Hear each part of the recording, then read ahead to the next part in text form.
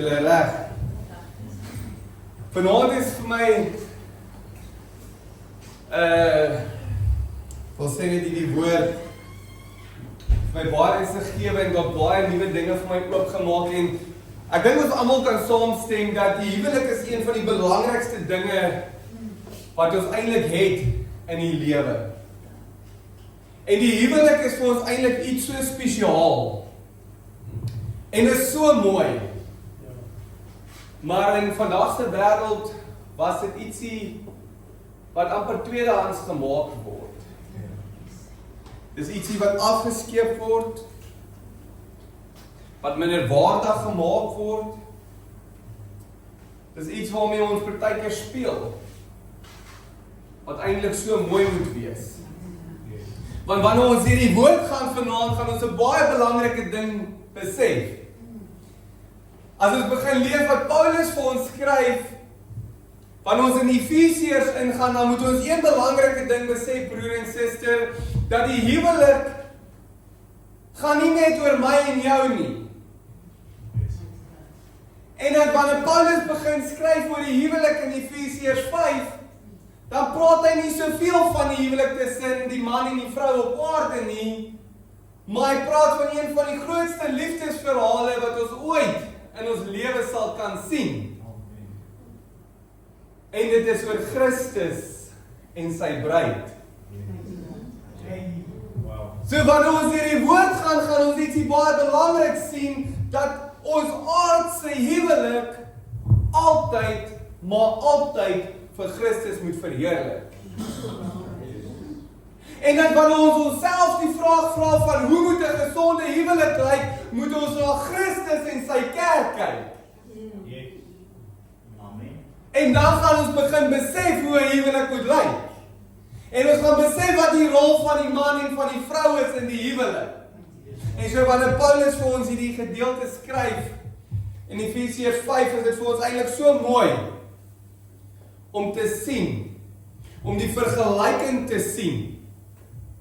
Maar ons moet een ding verstaan, broer en suster, want ons gaan die woord onderdanig baie gebruik. En die vrou gaan dalk dit nie wil hoor nie. Maar ons gaan moet verstaan, dat voor ons onderdanig is aan enige persoon hier op aarde, is ons heel eerste onderdanig aan Christus. So wanneer Paul vir ons begin met die verse, vers 21, is nie 'n deel van die hoofverse, maar ek wil dit lees, Paulus skryf, en aan mekaar onderdanig is in die vrees van God. So voor ons in die huwelik ingaan, broer en suster, moet ons verstaan in die huisgesin raak ons almal onderdanig aan mekaar in die vrese van God. Ons respekteer mekaar in die rol wat ons het in die huishouding. En heel eers raak ons onderdanig aan Christus en ons weet dat alles wat uit ons huwelik uitvloei en uit ons huisgesin uitvloei, is uit die onderdanigheid wat ons het in Christus. En so wanneer ons nou verder gaan, dan weet ons dat ons is nie eers onderdanig aan die mans nie, vrouens. Ons is altyd heel eers onderdanig aan die Here. En die onderdanigheid aan die man kom uit die onderdanigheid van die Here af. En ons verhouding en ons huwelik vloei altyd daaruit. En hoe is jy onderdanig aan die Here? Dis heel eers vir ons die belangrike ding om te besef. So elke keer wanneer ons in Efesiërs 5 ingaan, want ons is tog uit die aard van die saak broers en susters wat die woord lees.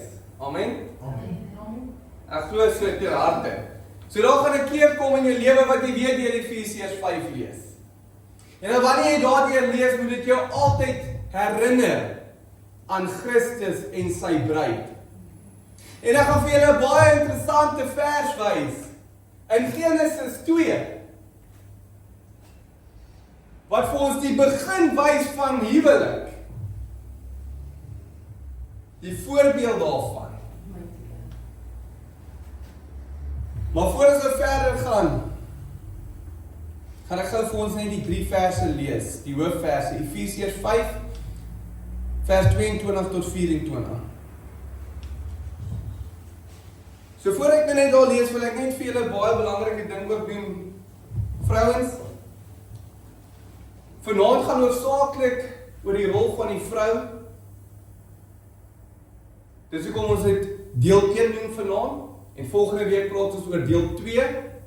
Maar ek wil vir julle sê, mans, dat die rol van die vrou nie vervul kan raak, as die man nie ook in sy rol loop nie. En die man nie sy verantwoordelikheid vat, wat hy veronderstel is om te vat nie. So dit is nie net om te sê, dit is eenvoudig en eensydig van die vrou se kant af nou nie. Daar is 'n verantwoordelikheid van die man af. So dit sê vroue,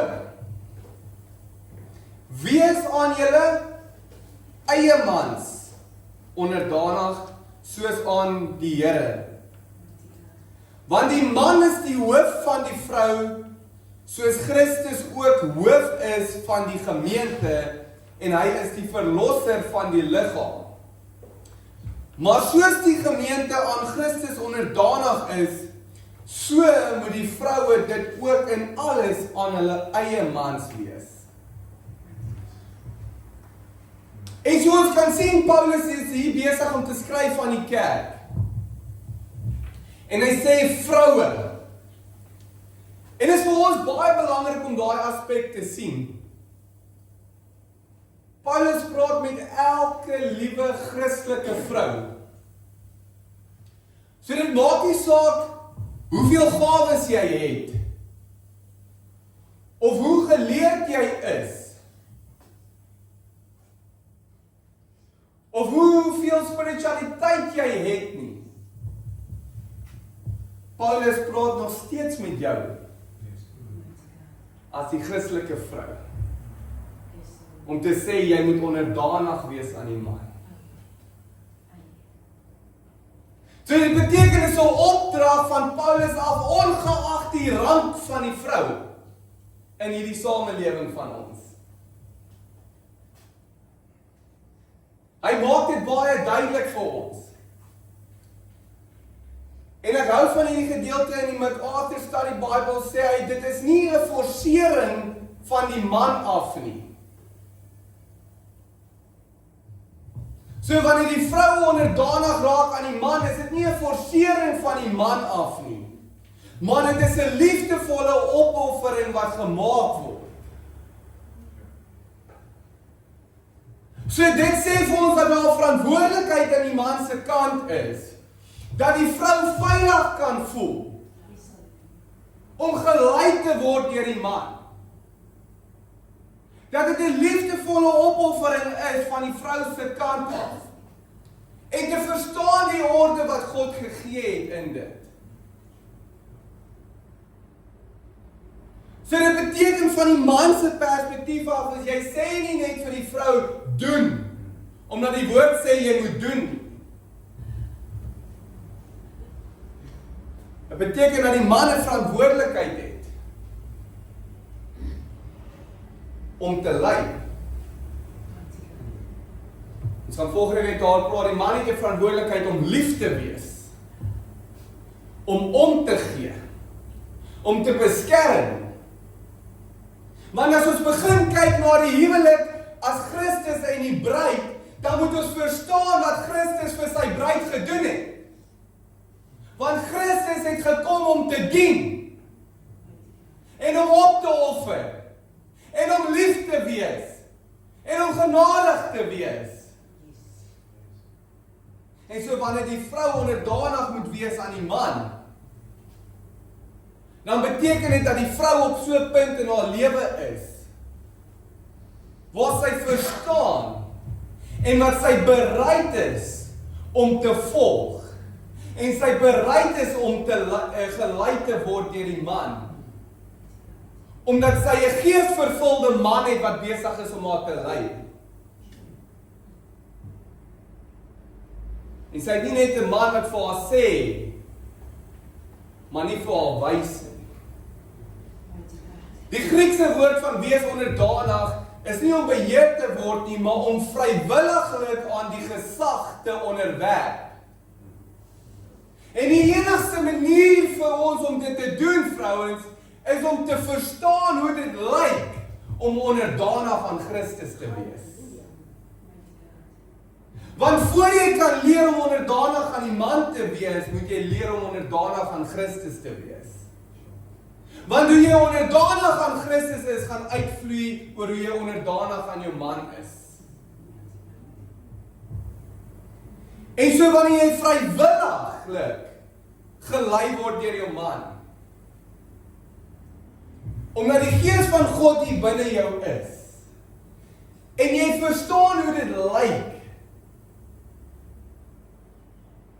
tussen Christus en sy bruid, dan gaan daar meer orde in jou huwelik begin plaasvind. Daar gaan meer balans wees. En broer en suster, ek wil vir jou baie belangrike ding sê. Dit beteken nie omdat die vrou onderdanig moet wees aan die man, dat sy minder is as die man nie. Glad nie. Want beide die man en die vrou is geskape in die beeld in God. So jy is nie minder omdat jy onder jou man se leiding is nie. Jy is nie minder omdat jy onder jou man se gesag is nie. Maar jy moet verstaan dat daar 'n rede is dat God jou man gekies het. En vir hom die autoriteit gegee het. En vir hom die gesag gegee het. En dan kom 'n wanpersepsie in die huwelik, wanneer die vrou die rol probeer inneem van die man.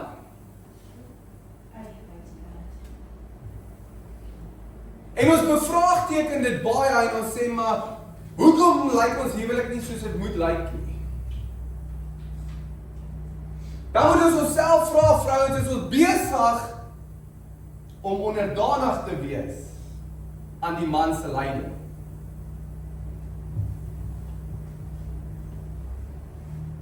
En so wanneer ons deur hierdie gaan, moet ons verstaan dat dit nie net vir 'n getroude paar is nie. Daar van ons is wat al deur huwelike was, van ons wat nog in 'n huwelik moet ingaan, van ons is in die huwelik nou, en ons is by 'n blokkasie.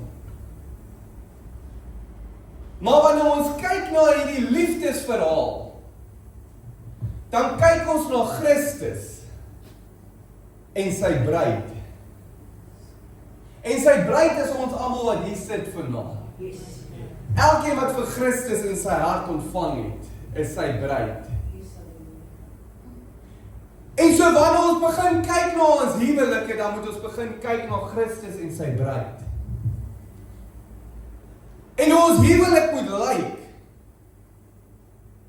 is om hom te verheerlik.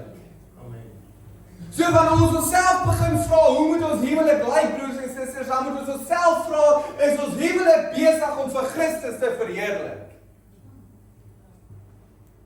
En so wanneer ons miskien nie in 'n huwelik was en nie meer daar is nie, en ons leer hierdie gedeelte, dan is dit om dalk jammer te vra vir die Here, dat ons dit nie gedoen het soos ons moes nie. En miskien was daar 'n man of 'n vrou wat ietsie teen jou gedoen het, dan is dit miskien tyd om te bid vir daai persoon. Want broer en suster, ons almal gaan deur pyn in hierdie wêreld. En jy kan jouself neerlê elke dag van jou lewe, maar die ander persoon kan dalk nie. En dit is hoekom dit vir ons so belangrik is, voor ons in die huwelik ingaan, om seker te maak dat die man, vir wie jy gaan ja sê by die kansel, gestuur is van God af vir jou. Dis seker is tyd dat ons seker maak, dat ons nie kies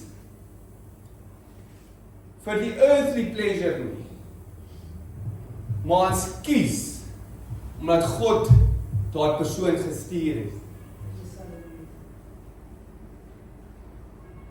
En miskien is daar van ons wat voel ons het die verkeerde keuse gemaak, of ons het foute gemaak, of ons stagneer in ons huwelik. Daar's genade, broer en suster. Want wanneer ons begin kyk vir 'n oomblik na Christus en sy bruid, dan sien ons genade wat uitgestort is. Die bloed van die lam wat ons skoon kom was het. En herstel moet begin plaasvind. Herstelling moet begin plaasvind in ons huwelike. Want dit is die nommer 1 ding wat dryf vir ons kinders gaan eendag uitdraai. Hoekom het die samelewing lyk soos dit lyk? Omdat daar nie orde is nie. En omdat ons nie in ons huwelike vir Christus verheerlik soos ons moet nie. Want ek dink as ons almal vir 'n oomblik gesien het voordat ons die dag ja gesê het, hierdie prentjie gehad het as 'n voorbeeld, dan sou ons dalk anders gedink het aan die huwelik. Anders gedink het aan die keuse wat ons maak. Maar ons moet ook nou begin besef, vrouens, dat daar 'n blessing is om onderdanig te wees aan die man wat God jou gegee het. Want ek wil vir jou sê dat daar is iets spesiaal daarin, om die man te volg wat God jou gegee het. Om onderdanig te wees aan sy leierskap en sy autoriteit. En om in dit te loop. Want om in dit te loop, dan beteken dit jy verstaan die autoriteit wat Christus oor sy bruid het. En jy begin verstaan wat die orde is daarso. En so dit begin goed lyk. En so ons moet verstaan dat dit 'n gehoorsaamheid is aan God, wanneer die vrou onderdanig is aan die man. En baie keer is daar 'n wanbalans in ons huwelike. Want die vrou moet ook kan werk, en die vrou moet ook kan wys sy kan 'n besigheid bou. En dit is fyn as dit so is. Dames, dit is fyn as jy 'n gawe het van die Here af, wat hy jou wil seën in besigheid. Miskien wil seën in die bediening. Maar in alles, bly jy onderdanig aan die man. So al is jy die een wat die gawe het om te bid, en die gawe het om te lei, en die gawe het om besighede te bou. In alles maar alles, bly jy onderdanig onder die man. En wanneer jy nie meer onderdanig onder die man is nie, dan begin die wanbalans in jou huwelik. En dan begin die vyand in te kom en vir jou te sê dat jy die broek in die huis dra. Maar dames en vrouens, ek wil vir jou sê, jy dra nie die broek in die huis nie, want die woord van God sê dat die vrou onderdanig moet wees aan die man.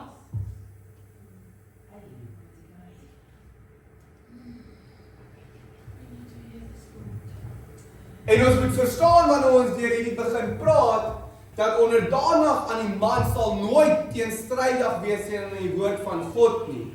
So dit beteken nie as jou man vir jou sê, kom ons gaan drink in die kroeg vanaand, en kom ons raak dronk, dat jy dit moet doen nie. Onderdanig is nog steeds altyd in lyn met die woord van God. Onderdanigheid aan jou man is altyd in lyn met die waarheid. Maar jy moet nog steeds respekteer.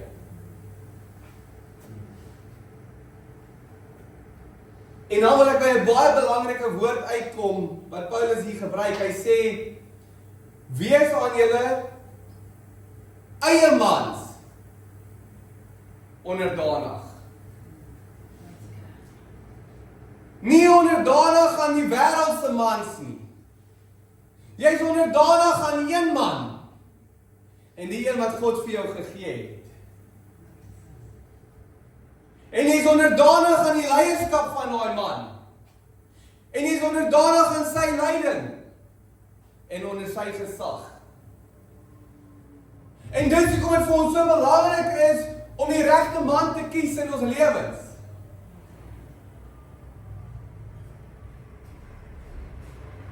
Want daardie man is die een wat jou moet lei. Daardie man is die een wat moet sê, kom ons gaan bid bietjie. Kom ons gaan lees bietjie die woord van God. Nou te veel van ons het vrae oor ons huwelike en ons wonder hoekom dit uitmekaar uitval. Maar mans, waar lei julle? Jy sê jou vrou wil nie onderdanig wees aan jou nie, sy luister nie aan jou nie, maar ek wil vir jou vra, hoeveel keer in die week vat jy tot by die eetkamertafel of tot in die binnekamer en maak die woord oop?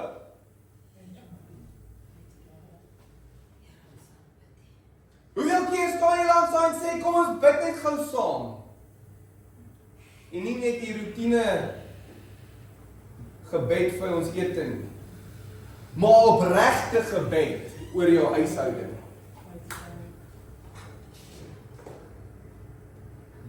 En ons het hierdie voorbeeld van huwelik in die woord. Want as ons vir 'n oomblik verstaan dat dit gaan oor Christus en sy bruid, en ons begin kyk na ons huwelike hier op aarde, en ons begin vir onsself vra, is ons huwelik besig om Christus te verheerlik? Dan gaan die manier hoe ons 'n man en 'n vrou is, begin verander. En vanoggend toe lê ek in die bed, en ek en my vrou sê dit altyd vir mekaar, maar vandag was my besonder net weer gewees. Want dat so ietsie klein in hierdie week gebeur, wat veroorsaak dat ons na maande lank 'n klein stryd het tussen mekaar. En dit is baie klein, maar dit is nog steeds nie lekker nie. En vir 'n oomblik kon ons nie met mekaar kommunikeer nie. Vir 'n oomblik het die vyand homself probeer daar binne kry. En ek sê vir my vrou, want dit was so maandag, dinsdag, ek sê vir haar gister, ek sê vir haar, Sondag preek ek oor die huwelik, maar ons kan nie met mekaar nou praat nie. En vir 'n oomblik is ek besig om te dink dat ek miskien oor ietsie anders te moet praat. Want hoe kan ek nou hier praat oor die huwelik, as ek nie eens met my vrou oor die huis kan praat nie? Maar die vyand kom probeer steel. En dit is so mooi vanoggend te sê ons weer vir mekaar, toe sê ek vir my vrou, solank ons net altyd mekaar opsit vir 'n wen. Solank ons altyd die beste vir mekaar wil hê, dan gaan hierdie huwelik goed wees. En ek dank die Here vir 'n vrou wat my ondersteun, wat luister vir my, wat onderdanig is aan my, want ek kan die vrug daarvan sien in ons kinders. Ek kan die vrug daarvan sien in ons lewe en in ons verhouding met mekaar. Want al is die wêreld hoe die mekaar rondom ons, kan ons in 'n aand by mekaar sit en vrede hê met mekaar. En ons kan met mekaar praat oor die moeilike dag wat daar was en goeie, en ons kan sê, prys die Here vir ons man en ons vrou. Maar broers en susters, dit kom nie net oornag nie. Dit kom omdat beide ek en sy verstaan, dat elke dag van ons lewe ons onsself moet neerlê vir Christus. Dat elke dag van ons lewe ons bereid is om gevorm te word deur God. Ons is bereid om te sê ons is verkeerd. Ons is bereid om jammer te sê, sodat ons kan die beste vir mekaar wees. Want in ons huwelik, broers en susters, is ons veronderstel om vir Christus te verheerlik. En wanneer ek en my vrou nie in die mall saam met mekaar kan stap nie, en beklei elke hoek en draai, hoe gaan ons vir Christus verheerlik in dit? En dis iets wat elkeen van ons moet begin ter harte neem. Want die man en die vrou is eintlik die een. Die naaste een aan jou. Ek ben nog nie daartoe gegaan het nie, maar Ons spring gou vir my voetie, want ek voel ek moet gou hierdie lees. Genesis 2. Daarom sal die man sy vader en moeder verlaat en sy vrou aankleef en hulle sal een vlees word. Broer en suster, hoe raak jy een as jy nie eens met jou vrou of met jou man in die huis kan praat nie? Want wanneer jy een begin raak, beteken daar's een identiteit. Daar's nie 'n twee identiteite nie. Want as jy nie die man en die vrou nie, dis nou een. En jy is nou een in Christus. So ons moet dit begin verstaan. En ek wil 'n laaste ding noem op jou eie man. Hou op kyk hoe hy die mense op sosiale media. Die man wat vir die 1 minuut wat hy op sosiale media praat, die regte ding sê.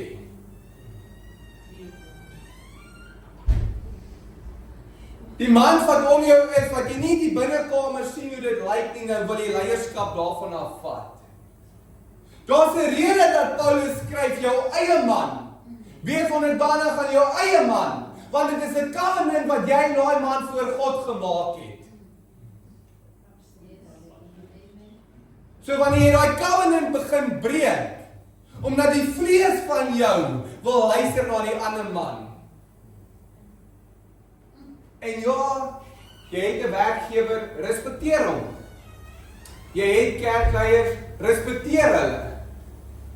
Maar jy sal altyd moet onderdanig bly aan die man wat God jou gegee het.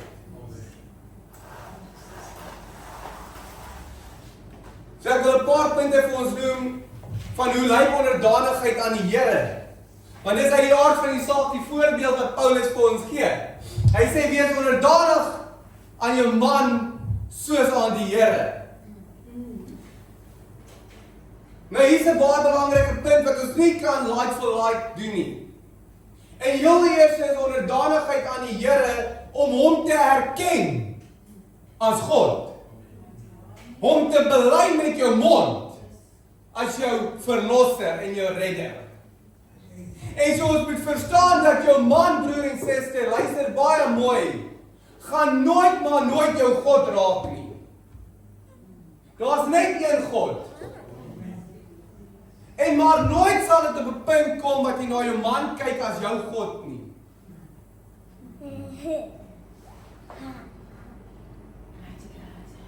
Maar wat gebeur wanneer jy vir Christus aanvaar en erken met jou mond wie hy is daar begin 'n hartsverandering plaasvind.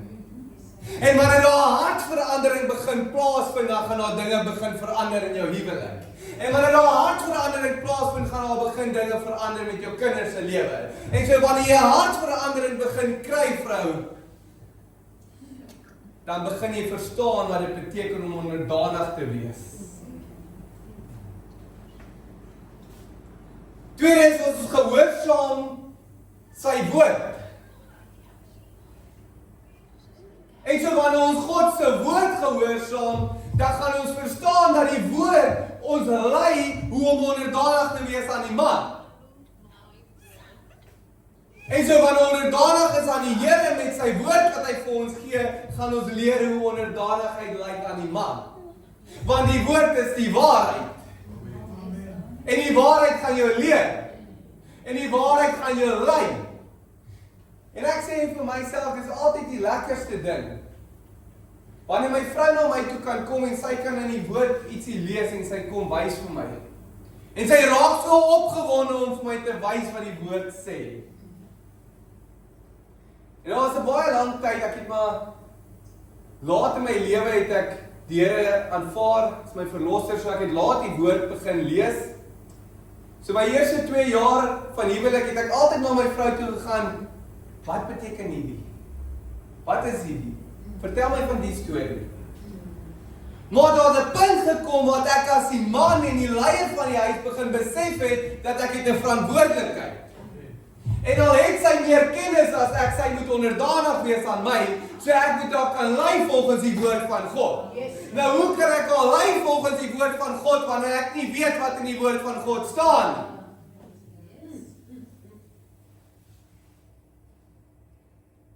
En so vir die vrou om onderdanig te wees aan God, en aan Christus, gaan sy glo wat in die woord staan. En so wanneer sy glo en vertrou wat in die woord staan en sy leer dit, dan gaan sy begin onderdanig wees aan die man volgens die waarheid wat hier geskryf is. Die derde punt wat ek wil noem om onderdanig te wees aan die Here is om hom te vertrou wanneer jy nie verstaan nie.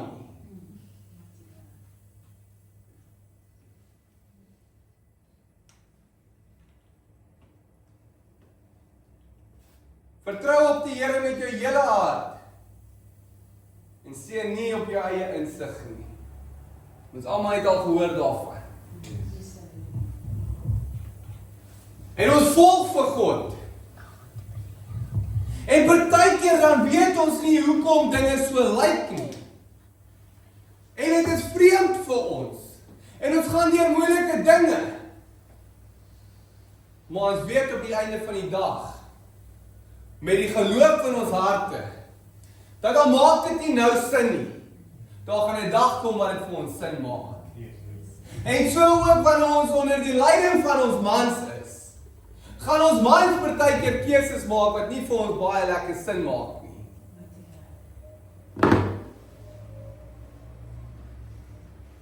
Maar broers en susters, ek wil vir jou sê, wanneer dit nie teenstrydig met die woord is nie, vertrou maar die keuse van jou man.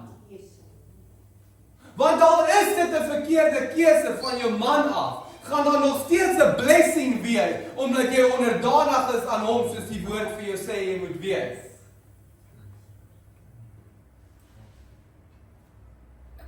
Want dit sal nooit teenstrydig moet wees teenoor die woord nie. Maar dit beteken nie jy gaan nou 'n volmaakte man hê wat alles reg doen nie. Mans, ons het maar ons foute. Maar dit is vir ons belangrik om deur die Gees van God gelei te word in ons lewe. En so wanneer ek deur die Gees gelei word en ek wil 'n keuse maak in die lewe en 'n besluit neem en my vrou sê maar sy verstaan nog nie, dan moet ek vir haar kan sê, liefie, vertrou my. God het met my gepraat. Vertrou my. En dit is moeilik dat die vrou jou gaan vertrou as jy vir 5 jaar lank nie in die woord is nie en ewe skielik is daar 'n keuse wat jy moet maak en jy sê vir haar, nee, die Here het vir my gesê.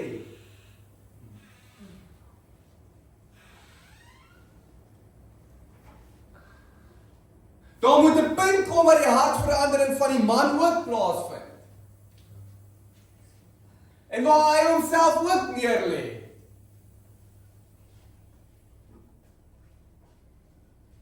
So vertrou, al lyk dit partykeer moeilik. Dan ons volg sy leiding. Johannes 10:27 sê, my skape luister na my stem en ek ken hulle en hulle volg my. So ons volg God se leiding. Dit sê, my skape ken my stem. Hoe ken jy sy stem? Deur tyd saam met hom te spandeer. Deur in jou binnekamer te kom. Deur die woord van God te lees. En deur in sy teenwoordigheid te wees. En dan gaan jy verstaan, wanneer jy daai oomblik verstaan, dat jy God se leiding volg, gaan jy verstaan, dat dit 'n God gegewe posisie is vir die man. So dan gaan jy verstaan, wanneer jy onder sy leiding ingaan, dat dit 'n God gegewe posisie is. En uit die aard van die saak, ons leef tot sy eer. So ons moet vir Christus eer, deur 'n goeie vrou te wees, en 'n goeie man te wees.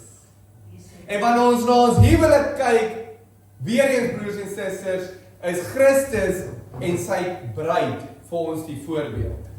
En in alles wat ons doen, om onderdanig te wees aan die Here, beteken dit alles wat jy doen, is tot eer van hom. En so ook kan ons na ons huwelik kyk, alles wat ons in ons huwelik doen, gaan tot eer van hom wees. So wanneer ons in vers 23 toe gaan, in Efesiërs 5, Dan sê dit want. So Paulus is besig om vir ons 'n verduideliking te gee hoekom die vrou onderdanig moet wees aan die man. En hy sê, want die man is die hoof van die vrou, soos Christus ook hoof is van die gemeente. En hy is verlosser van die liggaam. So ons moet verstaan dat die hoof nie 'n gesaghebende posisie teenoor die vrou is. En is 'n Godgegewe gesag, broer en suster.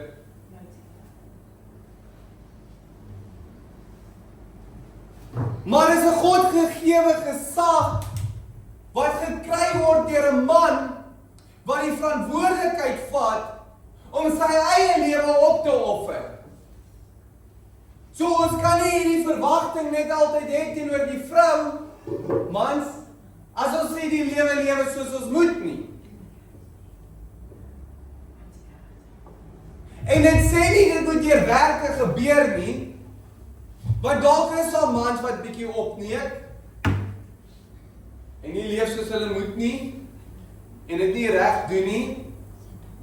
Maar dan sê die woord wees onderdanig. So dit beteken jy respekteer nog steeds daai man. Al stem jy nie saam nie. Dit beteken nie doen wat hy doen nie. Dit beteken nie dis reg wat hy doen nie. Dit beteken jy respekteer wat hy sê. Jy minag hom nie. Jy breek hom nie af nie. Want broer en suster, daar was 'n dag wat jy 'n keuse gemaak het om ja te sê. En toe jy ja gesê het, toe weet jy hoe die lewe lyk van daai broer. Of daai suster. Want in die hart van die saak moet dit 'n broer en 'n suster wees. Maar as jy sê jy het jou hart vir die Here gegee en jy's 'n Christen, dan beteken dit die dag wat jy trou, gaan jy met 'n Christen trou. Is dit waar of nie? Dit is tog die standaard. So een geleerde beskryf dit so mooi, hy sê die geesvervulde vrou verstaan dat dit nie net 'n God-ordained posisie is nie, maar dit is 'n refleksie van Christus se autoriteit as hoof in die gemeente. So wanneer die geesvervulde vrou na haar man kyk, dan sien sy nie sy's minder as hy nie. Sy sien ook nie net dat hy die bevoorregte een is om die hoof te wees nie. Sy sien Christus as die hoof van sy bruid. Die hoof van sy gemeente. En dan verstaan sy omdat die Gees hier binne haar is. En soos ons so mooi geleer het die laaste 2 weke vir die wat geluister het. Dat wanneer ons die Gees binne ons ontvang, dan kom daar lewe uit. En wanneer ons die Gees hier binne ons het, dan verander ons identiteit. En dit begin in lyn raak met God se woord. So broer en suster, ek wil vir jou sê, wanneer die vrou gevul is met die Gees binne haar, dan gaan dit vir haar baie maklik wees om te verstaan dat die man die hoof is. Want wanneer sy gevul is met die Gees van God, dan gaan die Gees van God definitief nie teenstrydig wees met die woord van God. Want hier is alleen geïnspireerde woord deur die Heilige Gees. So dit raak moeiliker om te verstaan wat die rol van die man in jou huwelik is, wanneer jy nie in die woord is nie, en wanneer jy nie in die teenwoordigheid van God is nie. Dit is moeilik om te verstaan hoekom die huwelik uit mekaar uitval as jy heeltyd besig is om in die wêreld te lewe. En jy verstaan nie hoekom die huwelik stagneer nie. En jy verstaan partykeer nie hoekom mense uit mekaar uitgaan nie.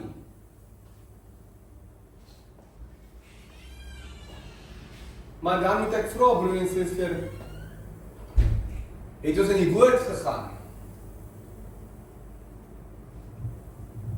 En hierdie moet glad nie op 'n punt kom waar dit condemnation bring nie. Want ons het net weer eens verlede week so mooi geleer, dat daar is geen veroordeling vir hom wat in Christus is nie. So wanneer jy hierso sit en jy het Christus in jou hart, en jy dalk al foute gemaak in jou huwelik, of in jou vorige huwelik, dan is daar geen veroordeling nie, want daar is genade deur Jesus Christus. So die belangrike ding om uit die uit te kom is om herstelling te kry. Vernuwing te kry. Deur dit.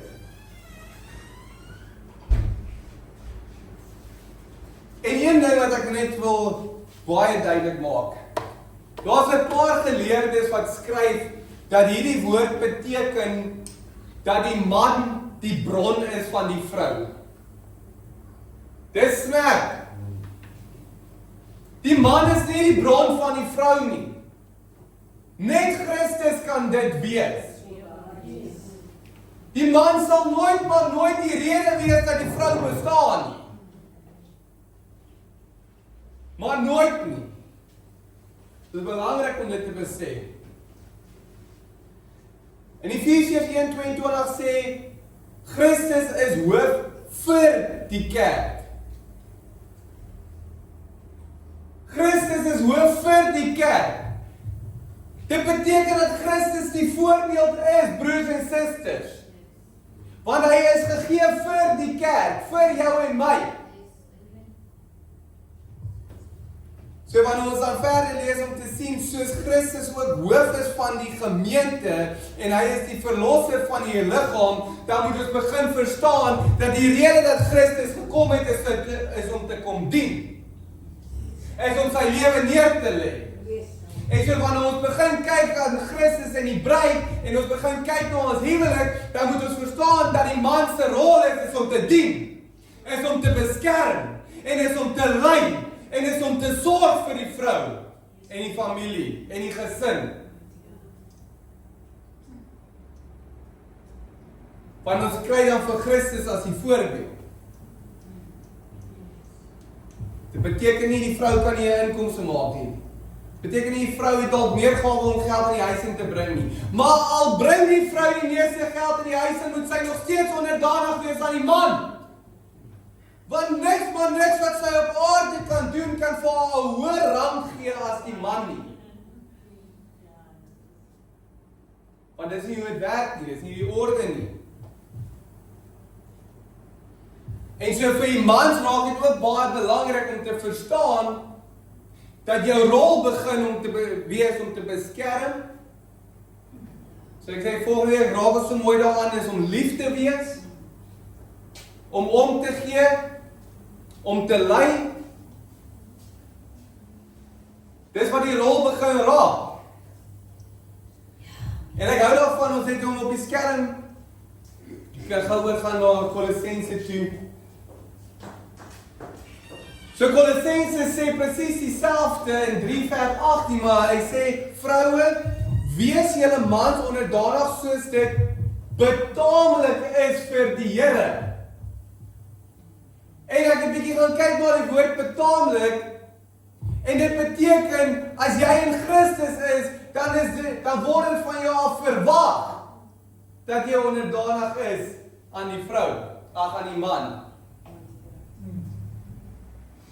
So dit is vanselfsprekend dat die Christelike vrou gaan verstaan dat sy onderdanig is aan die man, omdat die man die hoof is van die huis, soos Christus die hoof is van die gemeente.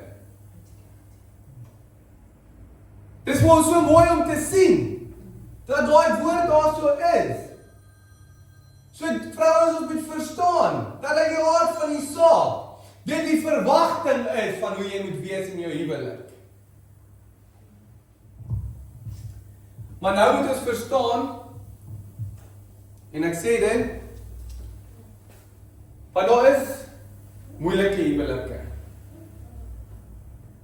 Daar is mans wat, for a lack of a better word, baie sakkie is. En nie noodwendig die rol vervul wat hulle moet nie. Of nie die rol vervul wat hulle moes, toe hulle in die huwelik was nie.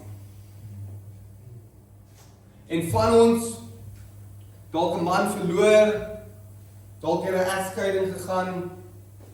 Van ons stagneer dalk in 'n huwelik op die oomblik. Ander van ons is nog nie getroud nie en was nog nie op daai punt nie. So dan moet ons nou vir onsself vra, hoe lyk dit prakties om onderdanig te wees aan 'n man wanneer die man, soos ek nou net gesê het, sakkie is? In alles, maar alles, bly jy altyd eerste vir Christus gehoorsaam. Alles wat jy doen, moet altyd eerste vir Christus gehoorsaam. Dit beteken niks in daai huwelik moet teenstrydig wees met die woord van God en met Christus nie. Al doen die man die verkeerde dinge en al is hy in sonde, beteken dit nie jy moet in sonde val nie. Dit beteken nie jy moet sy slegte voorbeeld volg nie. Want jy gehoorsaam jouself aan Christus.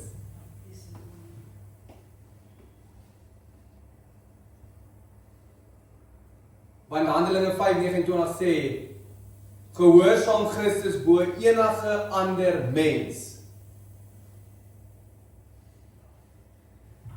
Punt nommer 2 is jy behou 'n respekvolle houding, selfs wanneer jy verskil. So al verskil jy met die man, en al weet jy dat die man besig is om nie te doen wat hy moet doen nie, dan is jy nog steeds respekvol teenoor hom. Jy sien hom nie as minder nie. Jy minag hom nie. Jy verneder hom nie. Praat nie sleg agter sy rug van hom nie.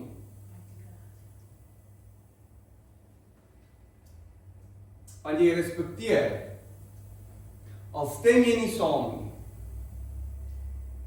Dis een ding wat my vrou altyd so mooi doen. Ons het nou al in ons 5 jaar van huwelik, het ons nou al so 1 of 2 keer vasgesit. Omdat in die beginstadiums was my toer nog bietjie los.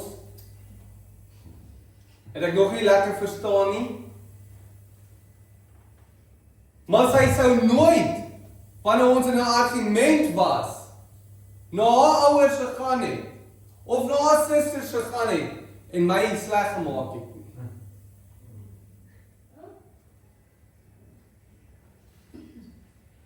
Sy sou nooit my gaan afbreek het nie.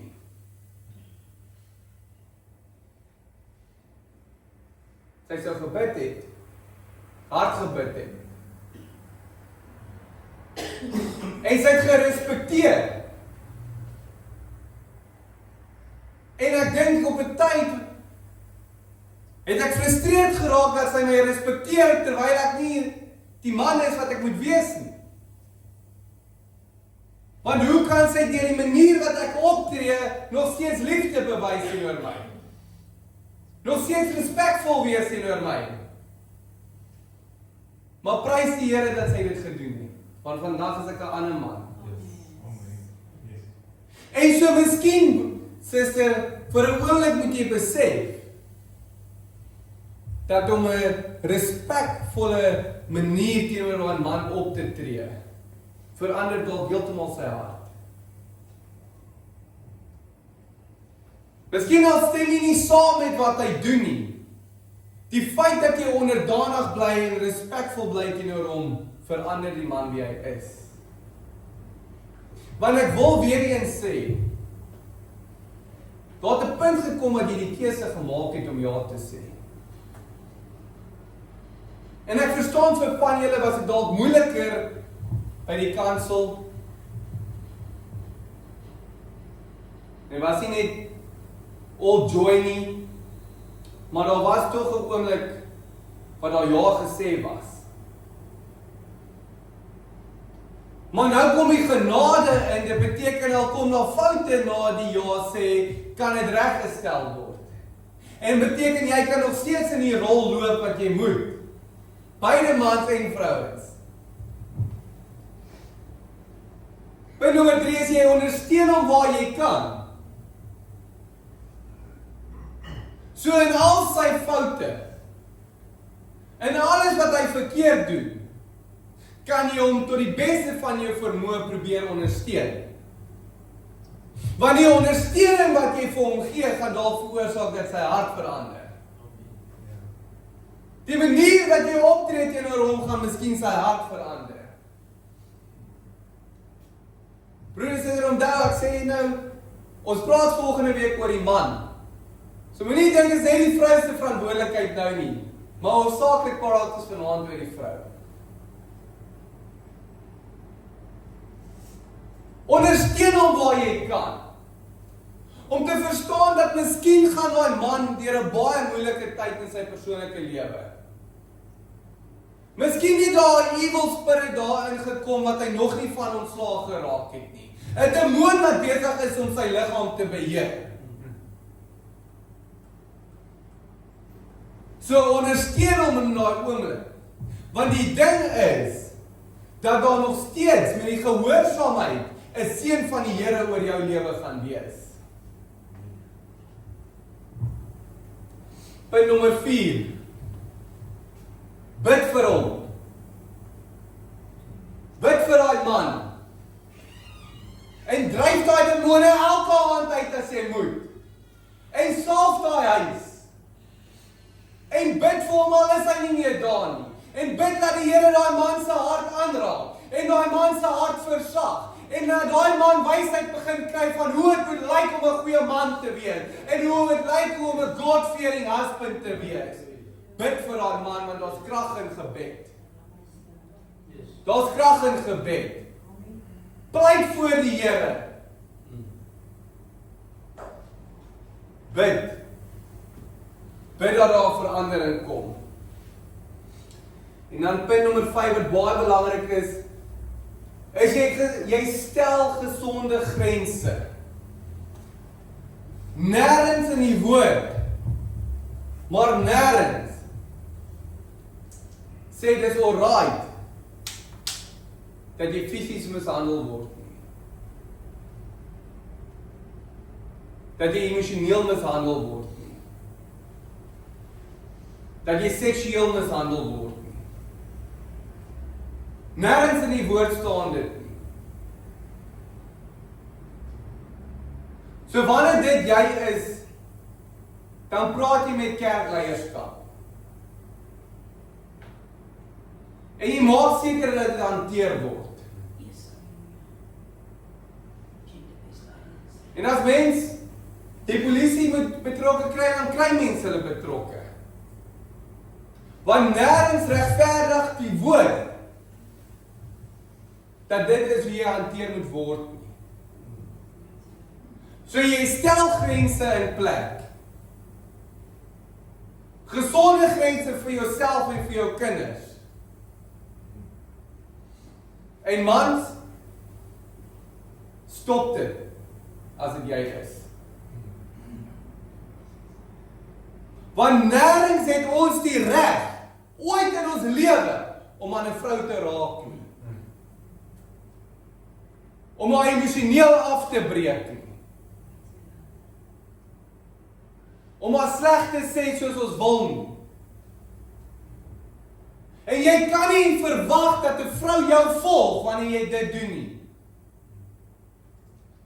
Jy kan nie in die sonde verval en verwag dat 'n vrou moet onderdanig wees en volgens jou leiding moet gaan.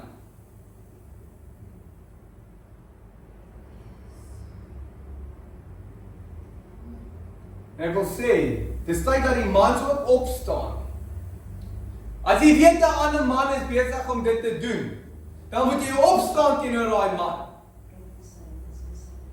Want dit is nie reg nie. Dit is nie reg nie. Want dit is een van die mooiste dinge wat daar in die wêreld kan wees, is om in 'n covenant in te gaan saam met God. En dan breek ons as mense dit af omdat ons te lekker in die wêreld wil lewe. Wanneer kom ons op 'n punt wat ons verstaan dat dit heilig is? Dat wanneer die man en die vrou by mekaar raak, dan raak hulle een. Dat ons huwelik vir Christus moet verteenwoordig. en hom moet verheerlik. Dis van die huwelik moet wees. En vers 24 sê, maar soos die gemeente aan Christus onderdanig is, so moet die vroue dit ook in alles aan hulle eie mans wees.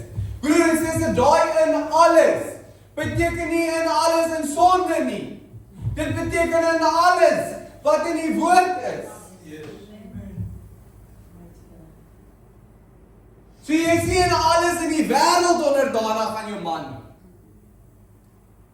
Hy is in alles onderdanig wat in lyn met God se woord is. En dan hoekom die huwelik vir ons so mooi is, as ons kyk na Efesiërs 1:30 tot 32, die ander gedeelte tussenin praat ons volgende week oor die man. As ons hierso lees, dan sê hy, daarom moet die man sy vader en sy moeder verlaat en sy vrou aankleef en hulle twee sal een vlees word. Dit is Efesiërs 5 vers 31. Wat presies dieselfde vers is as Genesis 2 vers 24. En dan sê Paulus verder, hierdie verborgenheid is groot, maar ek sê dit met die oog op Christus en die gemeente. En daardie verborgenheid beteken dis nie 'n geheim wat moes ontdek geword het nie, dis 'n waarheid wat geopenbaar was. En so wat Paulus besig is om te sê, dat die gemaaktheid van huwelik was nog altyd gefokus op Christus. En Genesis 2 vers 24 het God alreeds geweet. Genesis 2:24 is voor sonde in die wêreld ingekom het. So voordat daar nog ooit sonde was, het God alreeds geweet en sy oog op Christus en sy bruid gehad.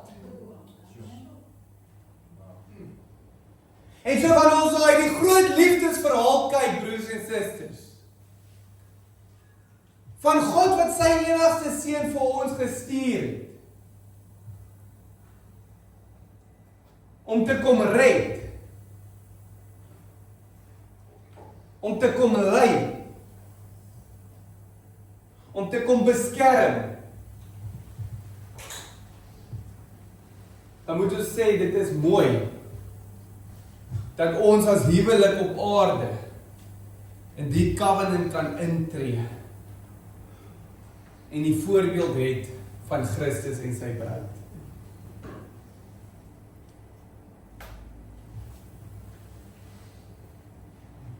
Want om die huis te verlaat en een te raak, word 'n nuwe identiteit gevorm. Jy raak nou een in Christus. En so die huwelik is veronderstel, broers en susters, om eintlik die evangelie te verkondig. Die huwelik is veronderstel om Christus te verheerlik en te openbaar aan die mense wat dit nie verstaan. Want wanneer jy na 'n gesonde huwelik gaan begin kyk, gaan jy kyk na 'n man wat liefdevol sy vrou lei. 'n Vrou wat onderdanig is aan haar man. Wat verstaan dat die man die hoof is van die huis.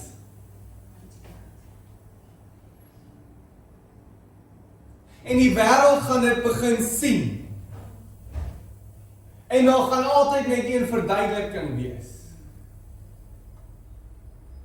En dit gaan wees die rede dat ons so kan lewe. Dat ons in unity kan lewe. Is omdat ons 'n covenant voor God het. En dat ons een is saam met hom nou. En wat ons hier sal doen, moet ons verstaan dat ons hom moet verheerlik. Soos ons huwelik hier op aarde is, gaan altyd terug om hom te verheerlik. Want ons doen lewe in 'n wêreld om te sê, hoe kan ons 'n beter man wees en 'n beter vrou wees? Hoe kan ons 'n beter huwelik hê? Wat is die doel van ons huwelik? Broer en suster, dit kom neer, altyd, maar altyd, om hom te verheerlik. Om die evangelie te openbaar. So daar waar jy miskien vir 'n oomblik deur 'n moeilike huwelik gaan, dit gaan albei kos om opoffering te maak.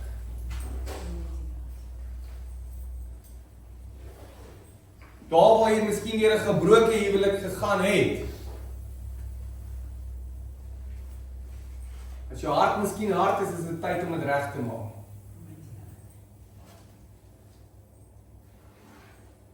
Waar jy die huwelike om jou sien wat nie is soos dit moet wees nie, miskien is dit tyd om in te tree. Maar is nooit te laat nie. Want wanneer ons een ding verstaan van die evangelie, is dat daar genade is. En broer en suster, wanneer ons begin kyk na hierdie liefdesverhaal, dan is my hart net altyd, hoe kan ek nog 'n beter man wees? En my vrou se hart is, hoe kan sy nog 'n beter vrou wees? En hoe kan ons in alles wat ons doen vir Christus verheerlik? En hoe kan alles wat ons doen vir 'n oomblik mense lei na die Here toe? Want wanneer ons begin kyk na die gemeente, Christus is besig om sy bruid reg te maak vir die bruilof wat gaan plaasvind. So as ons kyk na die Vader wat sy seun gee vir die bruid, dan moet ons onsself vra, miskien moet ons 'n verandering maak in ons huwelik. Miskien is dit jy as die man, jy as die vrou. Die ongetroudes kan nou nie sê hulle het nooit geweet nie. En die wat seer het 'n geleentheid om weer heel gemaak te word. Want in alles, broer en suster, is die huwelik so mooi vir ons. Dit is so spesiaal. En die idee en die ideaal van God met huwelik was nog altyd Christus en sy bruid. So vir 'n oomblik, wanneer jy na jou eie huwelik kyk, vra jouself, waar val jy miskien bietjie tekort? Waar het jy daai ekstra bietjie genade nodig? Want is die lekkerste ding op aarde om saam 'n vrou te bly vir wie jy lief is. Dis die lekkerste ding op aarde om opgewonde te kan wees om huis toe te gaan, om te weet wie jy gaan sien by die huis. Om in vrede te lewe, in vreugde te lewe. En dis vir jou verhouding met God ook moet lyk. Want miskien voor jy jouself vra, is daar fout met die huwelik, moet jy vra, is daar fout met jou verhouding met God?